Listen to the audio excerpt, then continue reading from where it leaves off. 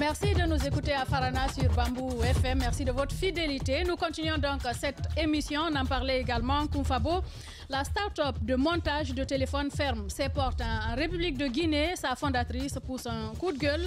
Ces projets n'auraient pas bénéficié de l'attention particulière des décideurs. Puis certains contrats exécutés par sa structure n'ont pas été honorés par l'État. Fadima Diawara pointe du doigt l'Agence nationale d'inclusion économique et sociale qui a utilisé donc ces téléphones. Elle revient sur les raisons de sa décision.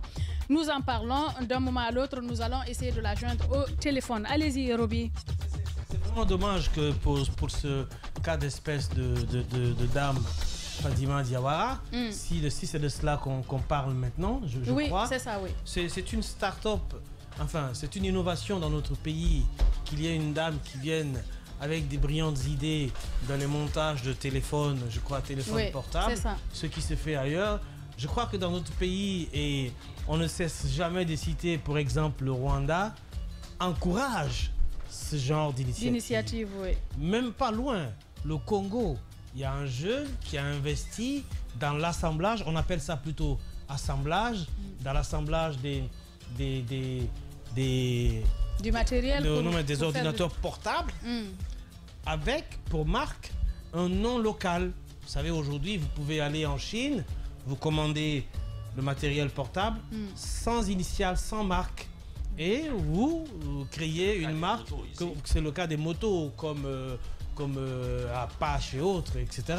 Donc, vous venez, on vous donne le brevet du nom et vous avez les moyens de vous faire fabriquer vous-même le modèle ou le type d'ordinateur que vous voulez en pièces, et vous venez vous l'assembler. Si vous voulez, vous faites l'assemblage en Chine, ou si vous avez les moyens de faire l'assemblage chez vous, vous le faites avec votre nom. C'est beau, c'est à encourager. Ce sont des initiatives énormes. Ce sont des initiatives normalement que l'État doit soutenir et subventionner, parce que ça vend l'image du pays et ça vend la qualité. Et ça encourage les initiatives locales. Ça encourage les initiatives locales. Vraiment, je me meurs de savoir que cette dame n'ait pas réussi dans ce si bon grand projet, mais elle est à même de nous expliquer les difficultés qu'elle a traversées. Elle est en direct, Fadima Diawara. Bonjour madame.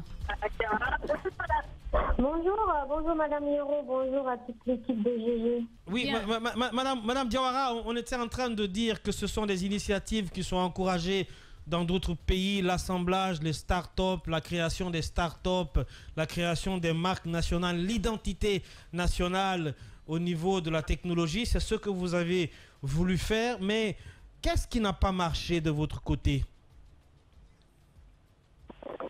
Alors, ce qui n'a pas marché du côté de Koumfabo, c'est le non-paiement de l'année. Donc, on ne va pas aller par mille chemins. On va dire comment ça s'est passé. C'est le non-paiement de l'année de la commande qui a été livrée depuis 2021. Et ce non-paiement fait que Koumfabo est obligé de fermer ses portes en Guinée, parce qu'on ne peut plus faire face aux coûts que nous avons. Donc, on a licencié les employés, on a fermé l'entreprise jusqu'à ce que nous puissions être rétablis dans nos droits. Voilà.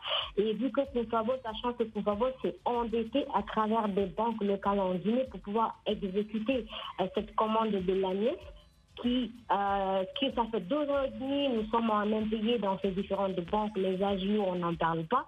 Donc, il y a aucun investisseur actuellement qui est OK pour mettre de l'argent dans Koumfabo. Aucune banque ne veut prêter de l'argent pour Koumfabo parce que nous sommes en rouge.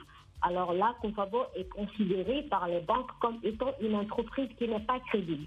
Et cette situation nous met dans l'embarras du choix, parce que du moment avec le contrat, avec ce partenariat avec l'ANIES, nous perdons beaucoup. Tout ce que moi je réclame, c'est que nous puissions être rétablis dans notre droit et que nous puissions continuer le développement de nos produits et de nos différents projets que nous avons en Afrique. Voilà. Alors, madame, quelle explication vous a-t-on donné? Vous accusez l'ANIES depuis 2 ans et demi quand même, c'est un peu lent. Le montant s'élève à combien et quelle explication vous a-t-on apporté? D'accord. Alors, Madame Hiro, je n'accuse pas l'ANIES, j'explique. L'ANIES a fait un bon de commande à Koufabo dans le cadre de son projet, de transfert monétaire, le projet NAFA. Donc, Koufabo a été sélectionné pour pouvoir produire 40 000 téléphones. On parle d'une facture de 3 milliards et poussière. Alors, les 3 milliards de poussière, la commande a été passée en 2021, après l'avènement du 7 septembre arrivé, tout a été bloqué. Il faut savoir que l'ANIES, c'est une structure qui est financée, je pense que 80 ou 70% par la Banque mondiale. Donc, c'est même pas dans le BN. Alors, vu la situation politique et tout, donc tout s'est paralysé. Après, l'ANIES a repris ses activités, Dieu merci. Ils ont même augmenté, la Banque mondiale même a augmenté son financement au niveau de l'ANIES. Ce que nous ne comprenons pas, que l'ANIES jusqu'à présent est incapable de payer nos factures, est incapable de payer cette commande qui est là, qui est livrée depuis 2021. Bien, vous ne comprenez pas donc... Il n'y a aucune traçabilité. L'une des questions qu'on a posées, c'est qu'est-ce qu'on vous a dit? Quelle explication vous a-t-on apporté face à cette incapacité de vous payer? D'accord. Alors, la dernière explication que j'ai eue il y a un mois exactement, c'était le 12 septembre. J'ai eu une réunion très forcée avec l'équipe dirigeante de l'ANIES. Quand je dis une réunion forcée, c'est-à-dire que j'ai obligé de réunir. Donc, je les ai obligés de me recevoir. Alors, je les ai expliqué où se trouve le document de Koufabo, qu'est-ce qui bloque. Je ne comprends rien, ça fait 2 ans et demi, on est au même niveau. Vous serez payé bientôt, vous serez payé bientôt. Moi, je veux des documents, je veux une traçabilité, je veux quelque chose sur écrit qui me dit où ça bloque. Alors, à travers son DG, ils me disent que le document de Koufabo se trouve actuellement au ministère des Finances, c'est-à-dire l'accord tripartite qui a été signé par Koufabo, Société Générale, IOP et Orange Guinée se trouve au ministère des Finances et qu'ils attendent l'approbation du ministre pour pouvoir passer l'ordre de paiement au niveau de la BCRG. Et je l'ai dit, monsieur Dambélé, s'il vous plaît, donnez-moi l'ordre de transmission de ce document pour que je puisse suivre, pour que je puisse avoir une traçabilité, que je sois sûr que le document a été transmis effectivement au ministère des Finances. Et jusqu'à présent, ils sont incapables de me fournir un document de traçabilité qui dit que une lettre de transmission. Fadima Diawara, fondatrice de Koufabo. Allez-y, Gibamil Mono. Alors, Madame Fadima, 2 questions. La première, est-ce qu'on peut avoir une idée de la somme? Ça s'élève à combien? Parce que j'apprends que vous, pour faire... Ça s'élève à combien? Elle a déjà répondu à cette question, Guiba Milmo. Allez-y, vous pouvez revenir là-dessus. Revenez, c'est important. Ça s'élève à 3 milliards 360 millions de francs guinéens. D'accord. 360 millions de francs guinéens, nous parlons de 40 000 téléphones. 40 000 téléphones. D'accord, 40 000 téléphones. Est-ce que pour le préfinancement, vous êtes endetté? Si c'est le cas, ça veut dire que les agios aussi, il faut tenir compte de cela. Est-ce que vous êtes dans ce cas de figure? C'est la première question. La deuxième question, parce qu'on a vu cette réaction de l'ANIES, où ils disent que dans ce communiqué, elle tient aussi à rappeler qu'en qualité d'EPA, qui travaille avec les partenaires techniques et financiers étrangers, elle est soumise au respect strict de procédures et de règles de décaissement de ces bailleurs, surtout si les dossiers n'ont pas suivi le circuit complet d'approbation, au risque d'être confrontés à des dépenses inéligibles. Est-ce qu'on vous a signifié qu'au niveau de la lourdeur, il y aurait eu des problèmes, soit par rapport au contrat ou autre chose? On ne vous a pas dit ça? Alors, je vous explique. Déjà, Koufabo s'est endetté au niveau des banques, c'est-à-dire la Banque Société Générale de Guinée nous a fait un prêt pour pouvoir exécuter cette commande. Également, la banque Lanala Finance de Guinée et à travers nos différents partenaires qui ont réuni de l'argent pour pouvoir exécuter cette commande. Alors, j'ai lu, moi aussi, le communiqué de la direction de l'ANIES hier nuit. Effectivement, j'ai lu, ils disent qu'il n'y a pas de contrat qui nous lie entre Koufabo et l'ANIES. Ce qu'ils oublient de notifier dans le communiqué, c'est qu'il y a un accord tripartite qui nous lie parce que Koufabo on a un bon de commande signé de la direction générale de l'ANIES et ça a été livré un bon de livraison, bonne et due forme, confirmé par l'ANIES. Donc, ne serait-ce que ça, il devrait se sentir responsable. De toute façon, dans le communiqué, il reconnaît le dû de l'ANES et également la lourdeur administrative. Franchement, je n'en ai aucune idée de la lourdeur administrative dont ils sont soumis. Votre dossier, madame, parce qu'il signale quelque chose dans le communiqué qu'ils ont fait. Votre dossier a-t-il suivi la procédure normale? Parce qu'il parle de procédure, surtout si la procédure n'est pas normale. Est-ce qu'il y a un contrat signé en bonne et due forme? Est-ce que la procédure, elle est régulière? La procédure est régulière. Je pense que cette sortie de M. Dambélé, c'est une façon de manipulation, de confondre l'opinion nationale. Il sait très bien que la procédure, elle est régulière, elle est très bien faite. Nous n'avons pas de contrat avec l'ANES, comme il le dit dans le communiqué, c'est tout à fait vrai, parce que Koufabo ne connaissait même pas l'ANES. Comment Koufabo rentre dans la danse de l'ANES, je vous l'explique. Alors, il y a un détail, madame. Un appel d'offres. Oui, on m'a laissé aussi comprendre. Jacques, permet qu'elle explique ceci. D'accord. Allez-y. Alors, c'est Agnès qui lance un appel d'offres dans le cadre de son projet NAFA. D'accord? Il lance un appel d'offres dans le cadre du projet transfert monétaire pour les plus démunis de la Guinée. Alors, il y a Société Générale qui se présente à l'offre et d'autres entreprises locales en Guinée qui se sont présentées pour faire ce transfert monétaire. Et Société Générale se présente dans l'offre à travers sa filiale YOP, qui est sa filiale de mobile banking. Alors, Société Générale a été retenue à travers sa filiale pour une partie de transfert monétaire, pour une partie des ménages.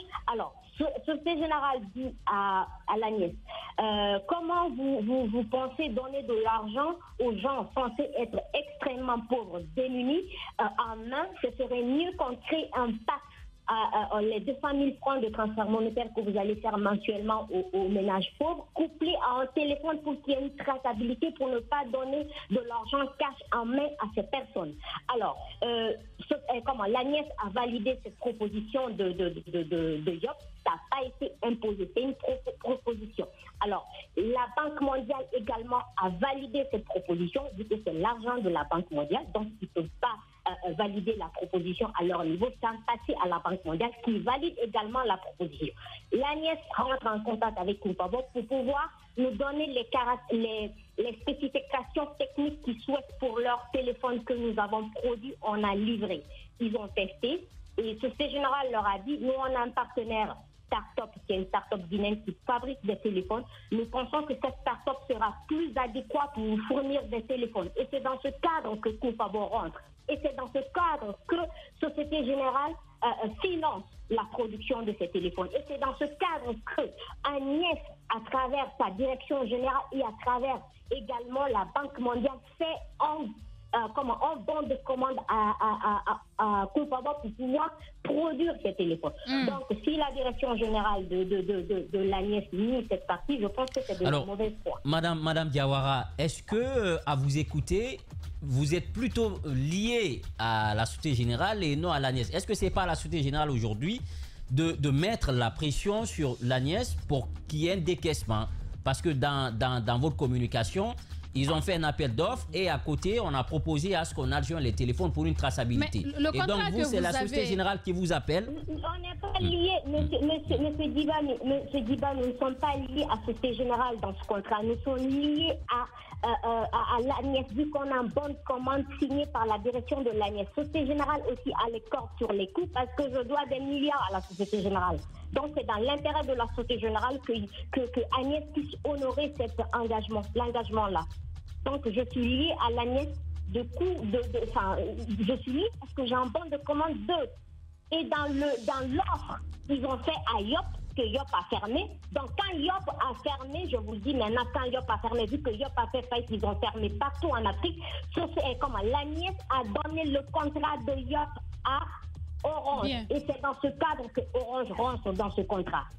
Bien, allez-y, Mohamed. Madame Diawara, j'ai envie de vous poser quand même cette question. Est-ce qu'à un moment ou à un autre, on vous a demandé des rétrocommissions et que vous n'avez pas payé? Je n'ai jamais eu de retour. Il n'y a pas eu question de retro-commission entre l'ANIES et moi. Nous n'avons jamais parlé de retro-commission, vu que à la base, je ne connaissais même pas l'ANIES. Donc, il y avait un intermédiaire, non. Un interlocuteur qui était entre nous, qui était la banque. Donc, moi, je n'ai pas eu de contact direct avec l'ANIES. Sauf après que la banque est sortie, que j'ai commencé à communiquer directement avec la direction de l'ANIES.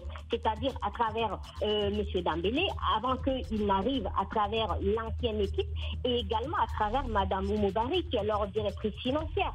Donc, il y a tout ce que je vous dis, il y a une traçabilité, il y a les documents. Il a fait, je n'invente absolument rien.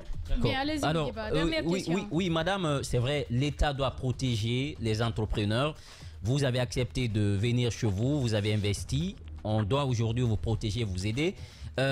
Dites-nous les conséquences. Vous fermez portes et fenêtres. C'est l'emploi qui est sacrifié. Ce matin, est-ce que vous avez un message à l'endroit de nos autorités pour qu'on trouve rapidement une solution à ça? Et en termes de conséquences sur les coûts, vous vous êtes endetté. Vous êtes endetté aujourd'hui. Est-ce que vous avez une idée du chiffre? Parce qu'il y a les agios qui s'accumulent de jour en jour. Est-ce que vous avez une idée du chiffre que vous devez aujourd'hui à ces banques? Et vous travaillez avec combien de personnes? Alors, le message que je peux passer aux autorités, c'est ils sont déjà tous au courant. On a déjà fait un courrier à travers mon avocat. Nous avons interpellé toutes les autorités de près ou de loin à cette situation et les expliquer la situation de Koufabo. Nous avons fait un courrier au ministère de l'Antique, un courrier à la présidence, un courrier au Premier ministre. Donc, toutes ces autorités, ils savent ce qui se passe. Ils savent la situation de Koufabo, mais personne ne bouge le petit doigt. Donc, ce que je peux les dire, c'est de les interpeller à ce que, les amener à ce que l'ANIES puisse honorer cette commande, que nous puissions continuer, ne serait-ce que les 3 milliards dont tout le monde parle là, les 3 milliards 300 et quelques millions, ça serait plus à Koufabo. Nous avons malheureusement perdu Madame Fadima Diawara, donc, qui est la fondatrice de Koufabo, cette start-up de conception de téléphone. C'est ce qui d'ailleurs nous amène à l'observation de notre deuxième écran publicitaire.